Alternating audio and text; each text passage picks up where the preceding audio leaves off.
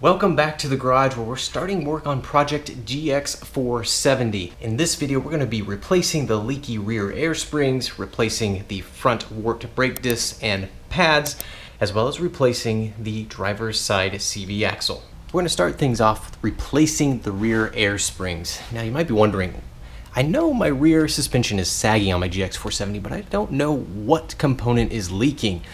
Well, the first thing to start with is, can you hear the air compressor pumping up? The air compressor lives right back here behind the driver's side rear fender liner, and you'll hear it running if it does work, because if something's leaking in the system, it'll basically constantly be running or running every few minutes to keep the rear end supported.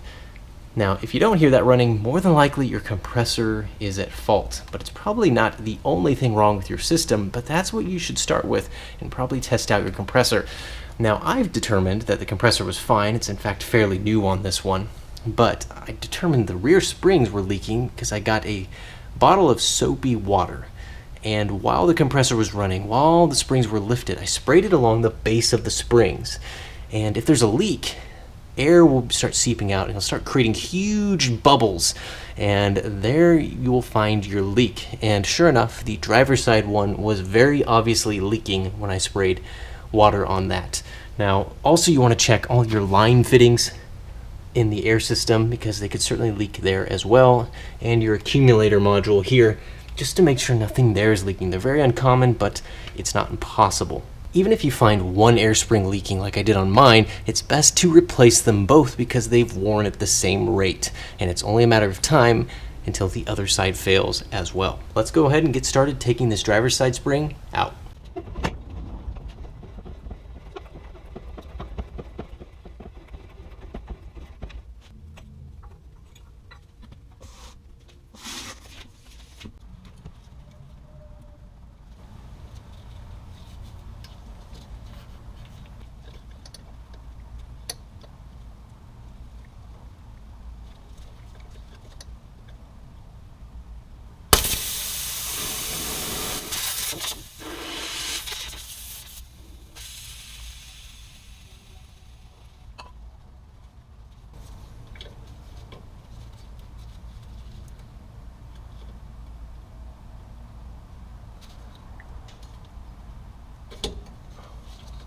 You'll notice that one still had air in it. That was the passenger side.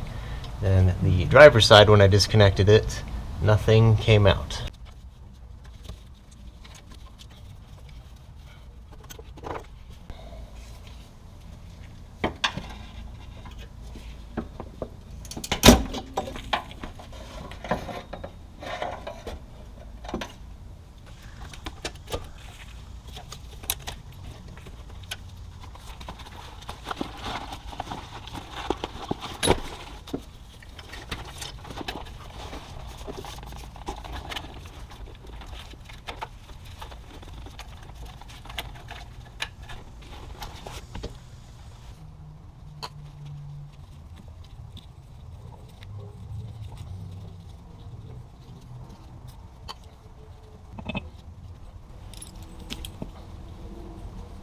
That is one air spring removed.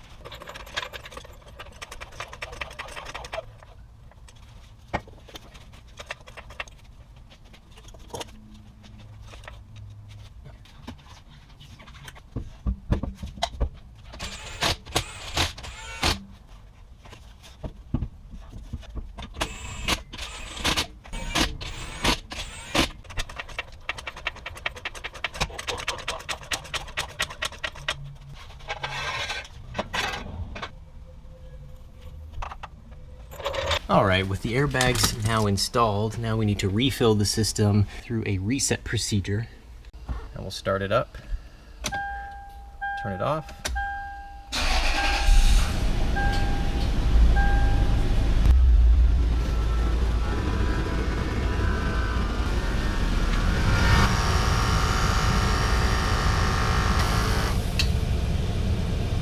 You can see that it has now set the right height.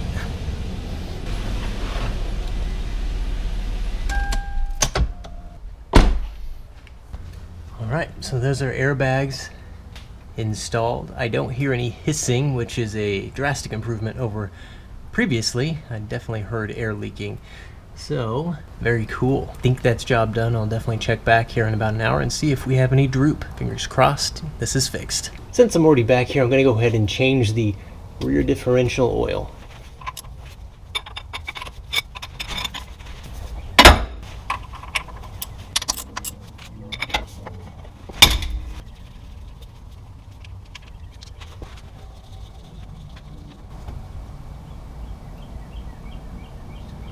That is pretty dark.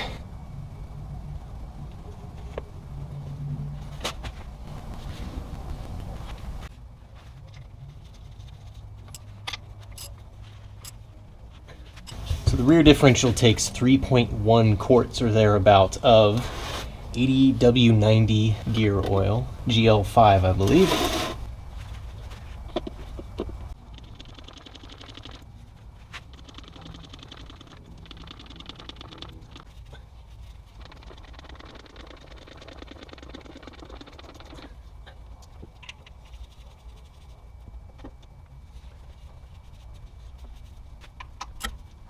Since we're down here, let's go ahead and take care of the transfer case fluid as well.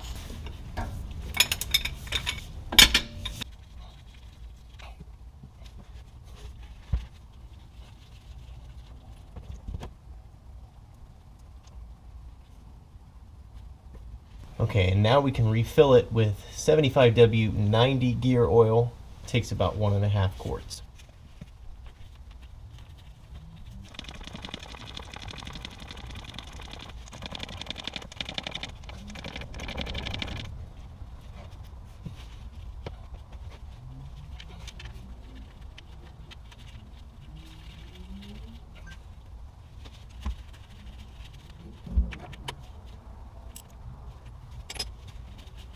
Now we're going to turn our focus to the front of the car, where we're going to be changing the discs and the pads, the front brakes. We're also going to be replacing this CV axle on the driver's side, because you can see it's clearly a ripped boot there.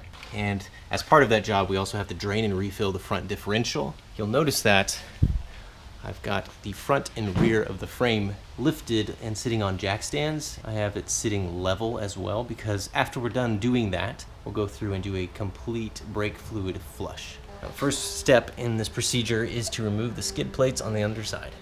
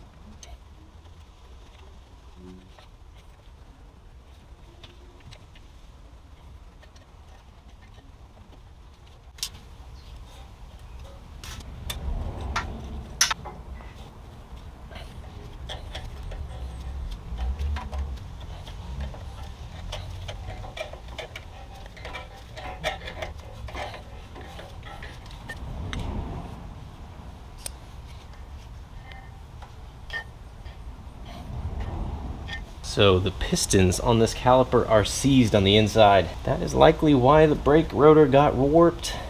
And there's some strange braking performance from the brake pedal. Looks like I'll have to add new calipers to the parts list. I checked the other side caliper and luckily it's not seized, but it's just one piston on this side that is seized. I was luckily able to find one locally that I can just go submit this as a core and get a new one so I can continue on this job without any delay. It is about $100, but you gotta expect these sort of things when you're going into an old vehicle, especially a high mileage vehicle that spent its life in the Midwest where there's salt on the roads. This sort of thing just happens. So the next I gotta do is disconnect the brake line and kind of stop the brake fluid from completely draining out, unbolt the caliper, get it off here, and then we can get the new one.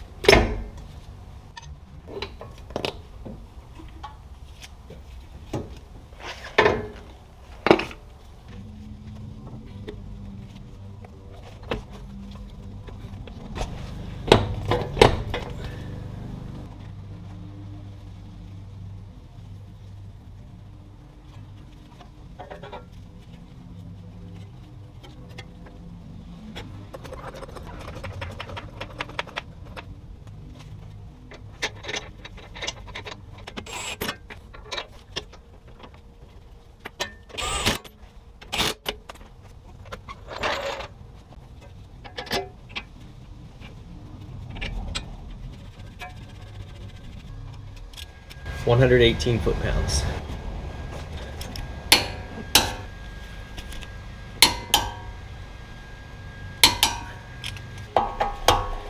$67 foot-pounds.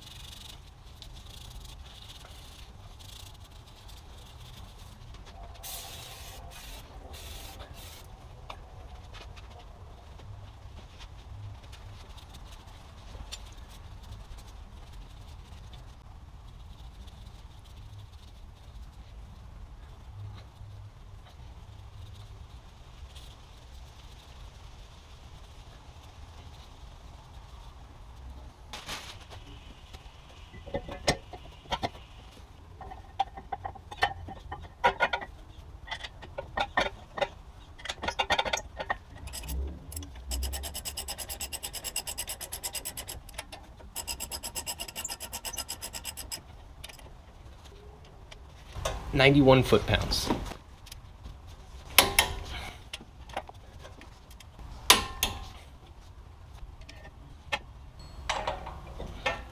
$173 foot-pounds.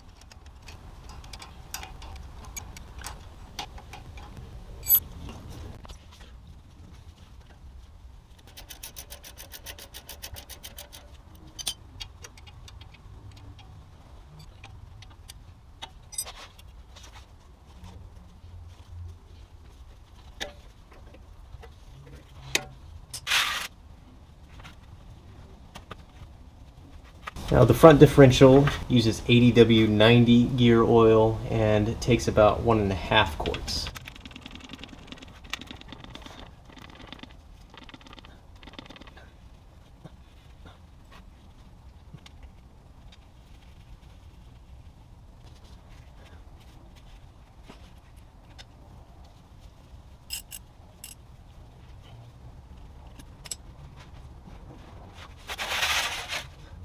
Now I'm going to do a brake fluid flush, but I need to start by removing all of the old brake fluid from the master cylinder reservoir.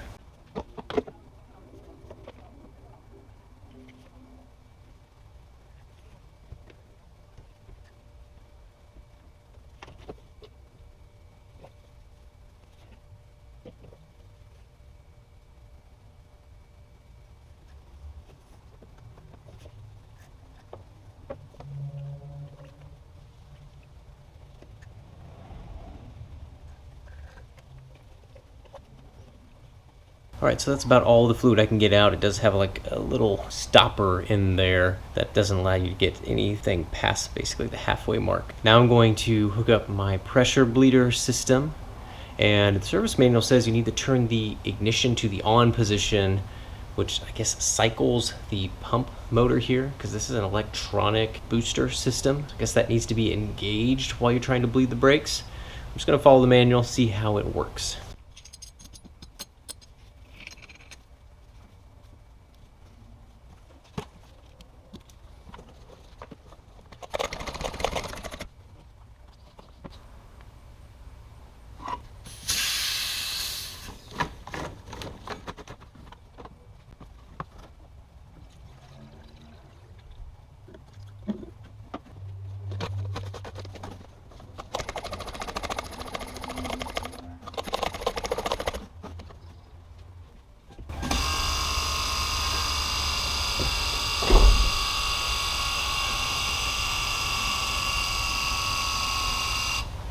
Okay, so that's the sound you're looking to hear. That's the pump running. Once it shuts off, that means you're ready to start bleeding.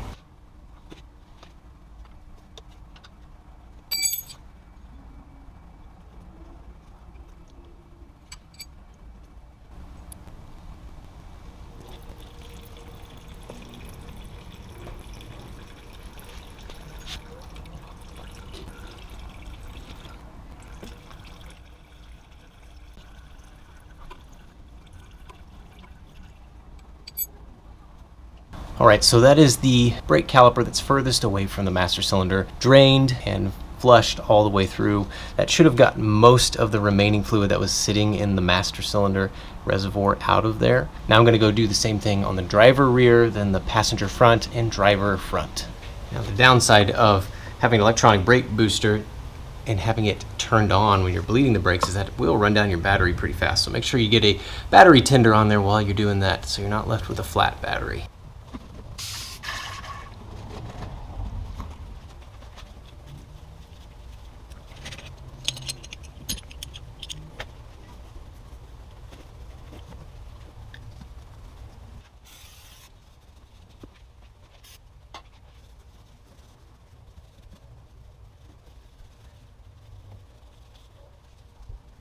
Alright, I think that's a good point to wrap this video up. We did a lot of things in this one, but we still have a lot to go. There was only one job I didn't show on camera today, and that was doing the drivetrain U-joint lube. Pretty straightforward, basically the same no matter what vehicle you've got. 4 U-joints and 2 slip joints. I used some Ep.2 type grease, and pretty easy to access. Don't have to remove anything to get to those U-joints. Next video, I think we'll be tackling the timing belt and everything associated to that. It's going to be a big one and going to be very informative.